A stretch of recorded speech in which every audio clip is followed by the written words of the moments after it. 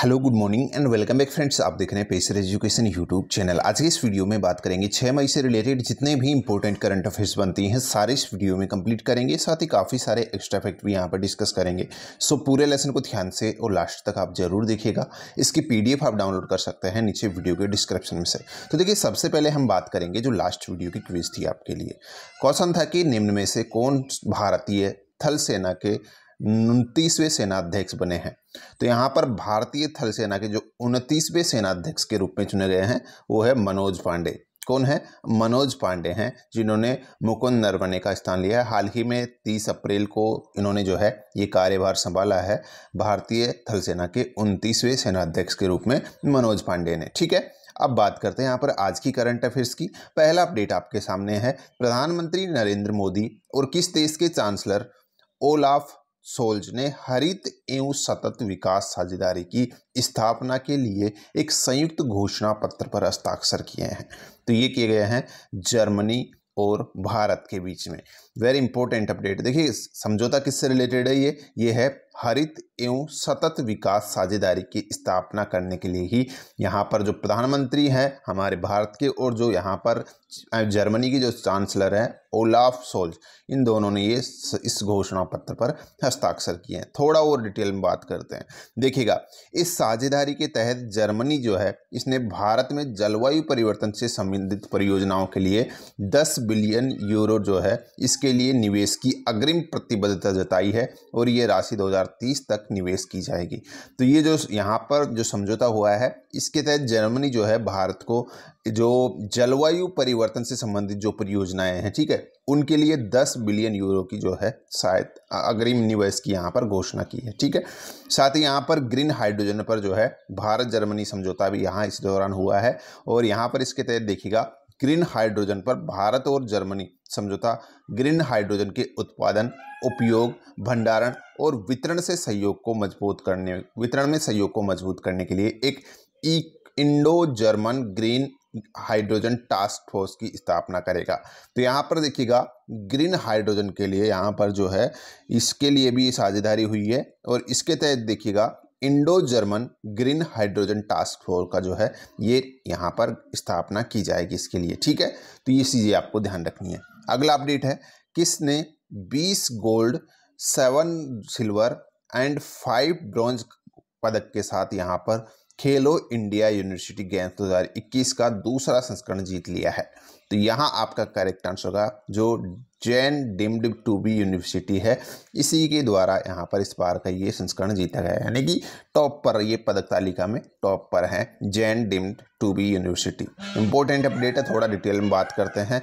देखिएगा, जो यहाँ पर पदक तालिका में पहले स्थान पर है वो है डीम्ड टू बी यूनिवर्सिटी, जो Jain deemed to be university है ये। ठीक है, और इसने 20 गोल्ड मेडल जीते हैं, 7 यहाँ पर सिल्वर मेडल जीते हैं और 5 यहाँ पर ब्रॉन्ज मेडल जीते हैं। तो इस तरीके से यहाँ पर सबसे ज़्यादा पदक इसने जीते हैं।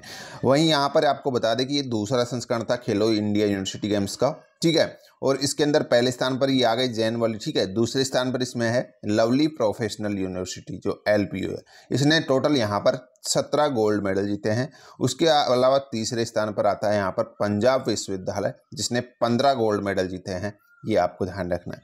वहीं यहाँ पर अगर पर्टिकुलरली बात करते हैं प्लेयर्स की, तो शिवधर जो है, शिव श्रीधर, ठीक है, इन्होंने 11 गोल्ड मेडल जीतकर स्टार तैराक बनकर जो है ये इसमें सामने आए थे।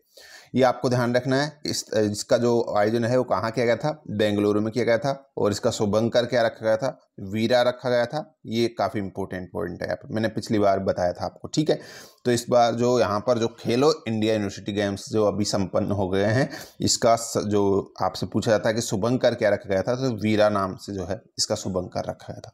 नेक्स्ट देखिएगा, 20वां जो विश्व प्रेस स्वतंत्रता सूचकांक है, यहाँ पर वर्ल्ड प्रेस जो फ्रीडम इंडेक्स है, ठीक है, इसका हाल ही में यहाँ पर जारी किया गया है 20वां संस्करण 2022 में। और इसके संदर्भ में कुछ ऑप्शन से देखते हैं कौन सा सही है। देखिएगा, यहाँ पर पहला ऑप्शन बोल रहा है कि इसको जारी किया गया है रिपोर्ट्स विदाउट बॉर्डर्स, RSF। ठीक है, तो यहाँ पर देखिएगा रिपोर्ट्स विदाउट बॉर्डर्स, यहाँ पर देखिएगा जो इसके द्वारा इसको जारी किया गया है। और यहाँ देखिएगा दूसरा ऑप्शन बोल रहा है कि 180 देशों में भारत 150वें स्थान पर है, तो ये भी आपका सही है। और तीसरा ऑप्शन बोल रहा है कि भारत की जो रैंकिंग है वो पिछले साल कितनी थी, 142वीं रही थी। तो ये भी आपका सही है। देखिए यहाँ पर जो 20वां संस्करण जारी किया गया है वर्ल्ड प्रेस फ्रीडम इंडेक्स का, इसके अंदर यहाँ पर भारत की रैंकिंग कौन सी रही है, 150वीं रही इस बार, ठीक है, और पिछली बार 142वीं थी। तो तीनों ऑप्शन यहाँ पर सही है आपके इसके संदर्भ में, ठीक है। तो आपका करेक्ट आंसर होगा उपरोक्त सभी सही है। थोड़ा इसके बारे में डिटेल्स में बात करते हैं, क्योंकि यहाँ पर आपसे टॉप वाला भी पूछ लिया जाता है कि टॉप पर कौन सा देश रहा है या लास्ट में कौन सा देश रहा है। सबसे पहले तो जो हमारे पड़ोसी देश है उनकी बात कर लेते हैं, उसके संदर्भ में हम कहाँ पर स्टे कर रहे हैं। तो ये यहाँ पर हम भारत अभी जो है 150वीं करंट वाली जो है रैंकिंग है 2022 वाली, और ये 2021 वाली इधर है, ठीक है। तो 2021 में जो है 142वें नंबर पर थे हम, और इस बार 150वें नंबर पर है। तो यहाँ पर देख लीजिएगा आप कितने नीचे आ चुके हैं। और हम जो हमारे पड़ोसी देशों से कितने नीचे हैं, किन किन से नीचे हैं, तो भूटान यहाँ पर जो है 33वें नंबर पर है, और नेपाल यहाँ पर 76वें नंबर पर है, और श्रीलंका यहाँ पर कितने 146वें नंबर पर है। तो इन तीनों से हम नीचे हैं, बाकी यहाँ पर जो नीचे हैं इनसे हम ऊपर हैं, ठीक है। तो ये आ गया पड़ोसी देशों की बात। अब यहाँ पर टॉप और बॉटम की बात कर लेते हैं। तो सबसे ऊपर यहाँ पर आपका रहा है नॉर्वे। कौन रहा है टॉप 10 में? अगर सबसे ऊपर की बात करते हैं तो नॉर्वे यहाँ पर रहा है सबसे ऊपर इस इंडेक्स में पहले स्थान पर। फिर डेनमार्क है आपका, फिर स्वीडन है, और फिर आपका एस्टोनिया है, और फिर फिनलैंड है। ये टॉप 5 है। ज़्यादा यहाँ पर देखने की जरूरत नहीं है, क्योंकि पहला पूछा जाता है, मैक्सिमम दूसरा पूछ लिया जाएगा, ठीक है। ये टॉप ऊपर की बात की हमने। अब बॉटम की बात करते हैं। तो सबसे मैंने आपको बताया कि टोटल 180 देशों को इसमें शामिल किया गया है। तो 180 देशों में लास्ट में जो स्थान मिला है वो नॉर्थ कोरिया को मिला है। किसको? नॉर्थ कोरिया को। और उससे सेकंड लास्ट है वो है एरिट्रिया को मिला है, ठीक है।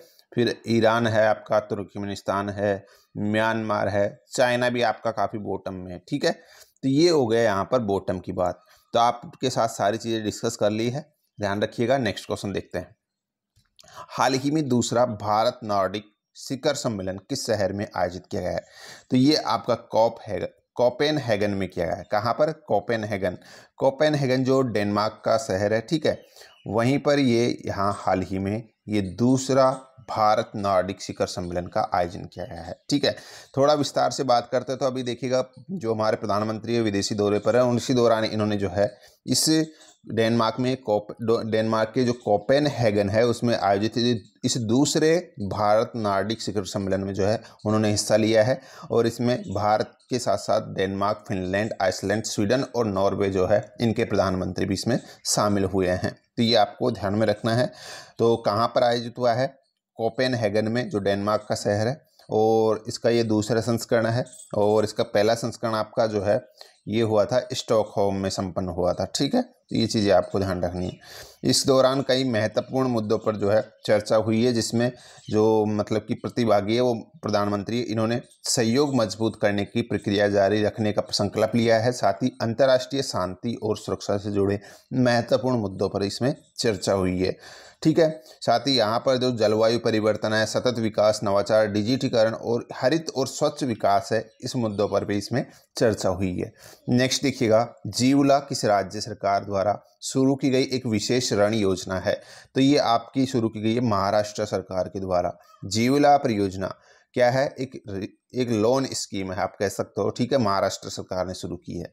नेक्स्ट देखिएगा, इस साल होने वाले कांस फिल्म फेस्टिवल में किस देश को कंट्री ऑफ ऑनर चुना गया है? तो कंट्री ऑफ ऑनर चुना गया है भारत को। वेरी इंपॉर्टेंट अपडेट है, ध्यान रखिएगा। कांस फिल्म फेस्टिवल में भारत को कंट्री ऑफ ऑनर चुना गया है। नेक्स्ट देखिएगा, किस देश द्वारा दिसंबर 2024 में शुक्र ग्रह के अध्ययन हेतु शुक्रयान फर्स्ट का प्रक्षेपण किया जाएगा? तो ये आपका भारत की ही करेगा। भारत देखिए हाल ही घोषणा की है भारत ने कि 2024 में लास्ट दिसंबर में जो है शुक्र ग्रह के अध्ययन के लिए जो एक यान प्रक्षेपित किया जाएगा, जिसको क्या नाम दिया है? शुक्रयान फर्स्ट नाम दिया है, और ये भारत द्वारा प्रक्षेपित किया जाएगा। नेक्स्ट देखिएगा, उपराष्ट्रपति श्री एम वेंकैया नायडू ने भूमि सुपोषण नामक एक पुस्तक का विमोचन हाल ही किया गया था। किसके द्वारा इसको प्रकाशित किया गया है? तो ये आपकी अक्षय कृषि परिवार के द्वारा जो है प्रकाशित की गई है, ठीक है। चलिए अगला अपडेट देखते हैं। नेशनल ओपन एक्सेस रजिस्ट्री, जिसका शॉर्ट फॉर्म है NOAR, ठीक है, निम्न में से किसके लिए इस एक एकीकृत सिंगल विंडो इलेक्ट्रॉनिक प्लेटफॉर्म है। तो यहाँ पर देखिएगा जो NOAR है जिसको हाल ही लॉन्च किया गया है, ये किस मतलब कि किस सुविधा के लिए, किसके लिए जो है, एक क्या है, एकीकृत सिंगल विंडो इलेक्ट्रॉनिक प्लेटफॉर्म है। तो ये आपकी जो है ये फैसिलिटी प्रोवाइड करवाएगा पावर ट्रांसमिशन से रिलेटेड। ठीक है, आंसर होगा ए वाला ऑप्शन। चलिए अगला अपडेट देखते हैं। मई 2022 में किस राज्य में नृपतुंगा विश्वविद्यालय का शिलान्यास किया गया है? तो यहाँ पर आपका करेक्ट आंसर होगा कर्नाटका। देखिए हाल ही में जो कर्नाटका में है वहाँ पर केंद्रीय जो हमारे गृह मंत्री हैं अमित शाह, इन्होंने बेंगलुरु में नृपतुंगा विश्वविद्यालय का शिलान्यास किया है और साथ ही इन्होंने वर्चुअल माध्यम से बेल्लारी में फोरेंसिक विज्ञान प्रयोगशाला का भी उद्घाटन इन्होंने किया है। और यहाँ पर इसी के साथ यहाँ इन्होंने जो है कर्नाटक पुलिस का एक स्मार्ट ई-बीट यानी कि इलेक्ट्रॉनिक बीट एप्लीकेशन भी लॉन्च किया है, ये भी आपको ध्यान रखना है। तो 3 पॉइंट हो गए, एक फोरेंसिक विज्ञान प्रयोगशाला का उद्घाटन इन्होंने किया है, एक यहाँ पर जो है पुलिस का एक स्मार्ट ई-बीट ऐप है इसको लॉन्च किया है, साथ ही यहाँ पर एक नृपतुंगा विश्वविद्यालय की शिलान्यास भी यहाँ पर रखा गया है। नेक्स्ट अब बात करते हैं जो आज की क्विज है, इसका आंसर आपको नीचे कमेंट बॉक्स में लिखना है। तो देखिए क्वेश्चन है कि बीते दिनों यूनेस्को की विश्व धरोहर सूची में शामिल होने वाला लिविंग रूट ब्रिज किस राज्य में स्थित है? तो ये लिविंग रूट ब्रिज जिसको रिसेंटली यूनेस्को ने अपनी विश्व धरोहर सूची में शामिल किया था, किस राज्य में स्थित है ये आपको यहाँ पर बताना है। जो भी करेक्ट आंसर है कमेंट बॉक्स में लिखना है। सो गाइस ये थी आज की करंट अफेयर्स। आई होप आपको वीडियो पसंद आई है तो लाइक शेयर जरूर कीजिएगा। आज के इस वीडियो में इतना ही है, मिलते हैं नेक्स्ट वीडियो में। धन्यवाद।